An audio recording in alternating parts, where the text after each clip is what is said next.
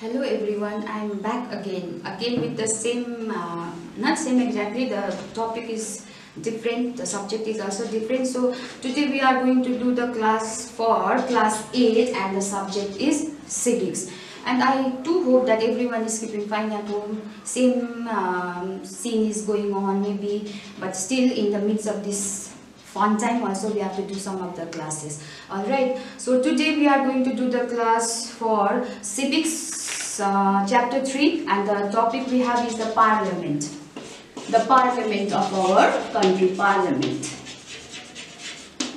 The parliament of India. So everyone knows for this parliament and the Indian government, like our Indian country also has the parliamentary form of government, and it has 3 organs. Number 1 legislature, number 2 executive, and number 3 is judiciary. Everyone knows this, all these 3 organs of the government, right? So in this chapter we will highlight only the law-making body. That is what we call as the parliament in our country. Okay, so to define the parliament we can also use the another name as Sansad.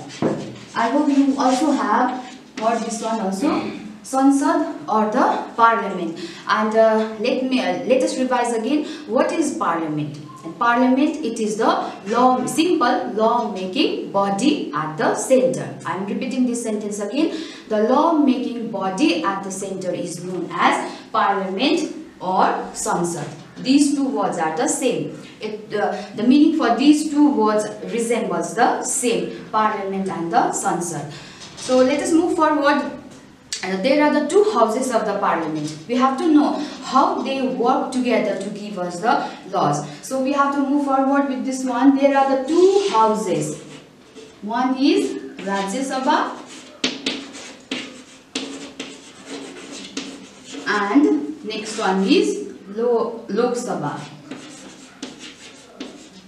I think everyone have already studied this one also, but still see, there are the 2 houses of the parliament. Number 1 is Rajya Sabha and the next one is Lok Sabha. And for Rajya Sabha we have also called it or refer it as a upper house.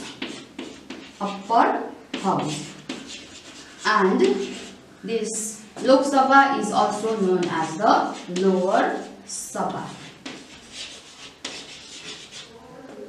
Okay, so see the difference here. Rajya Sabha and the Lok Sabha, 2 houses of the parliament. Rajya Sabha is also known as the upper house and the Lok Sabha is also known as the lower house or lower house.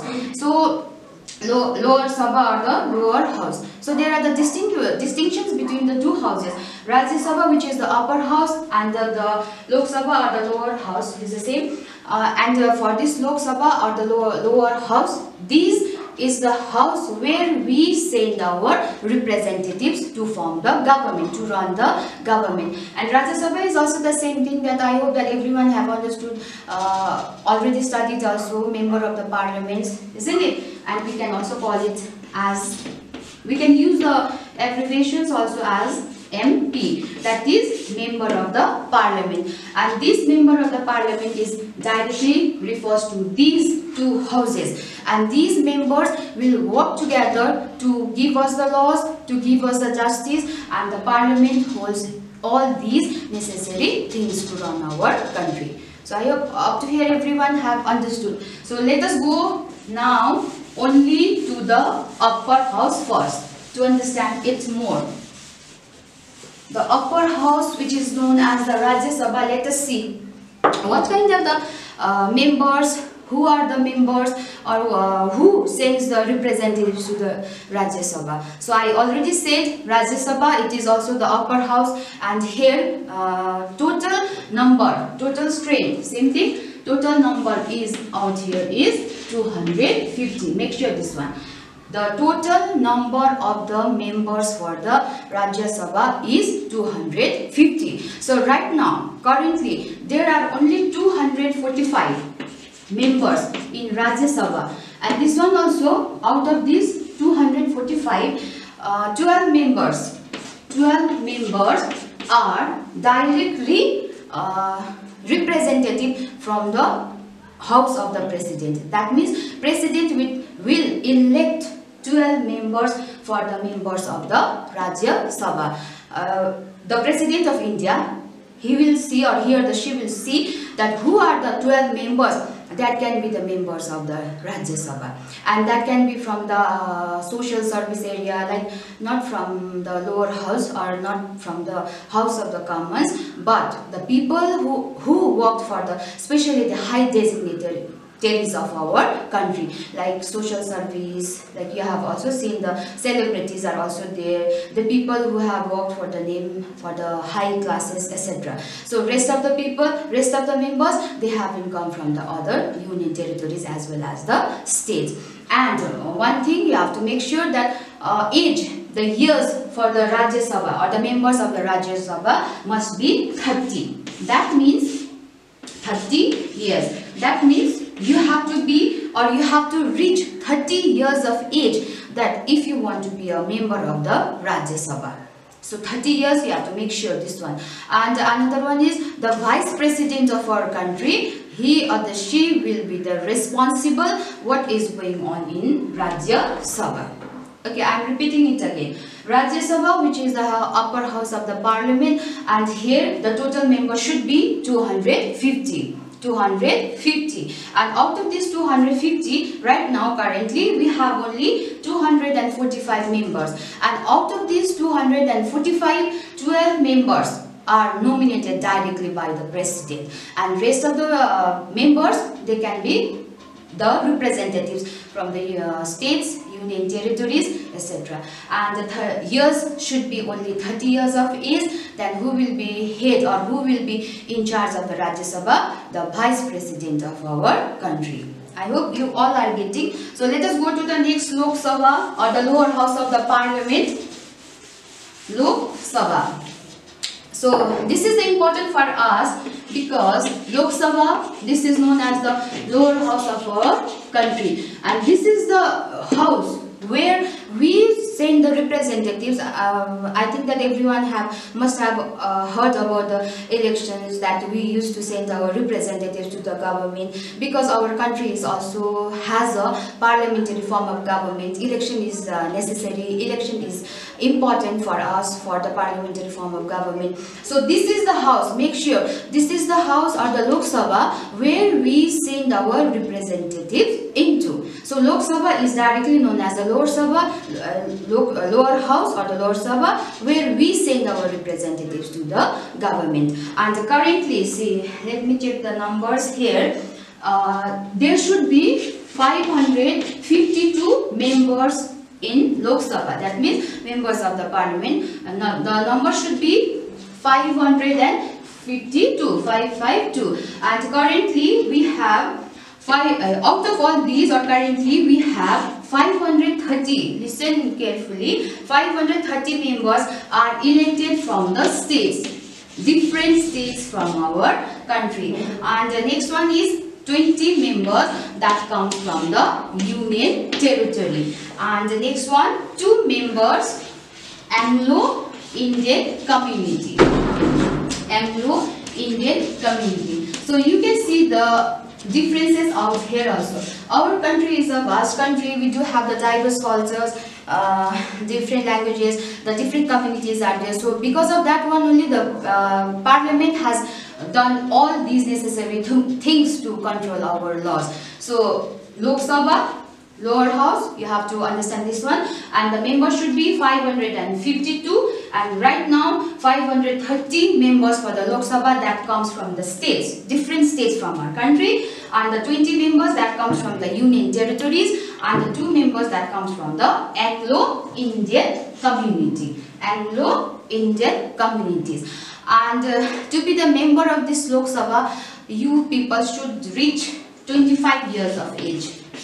For the upper house, we have got 30, and for the Lok Sabha, we have got 25 years. And the speaker will be in charge to see what is going for this Lok Sabha. So this is the difference between Rajya Sabha and Lok Sabha. So up to here, I think everyone is getting. You can also refer to your book, then you will understand all it clearly. So let us go to the next heading. How these two houses, or how these 2 members of the parliament works. There are the different sessions, like the parliament doesn't work for the whole years, whole days, but there are the 3 sessions how this parliament works. So for that we have to understand again the sessions or the different forms of working hours should be understood now. So there are the 3 sessions. There are the 3 sessions where this parliament works. Number 1, let me check it again, the year a month, budget session. Budget session. And the next one is monsoon session. Monsoon session. And the last one is winter session.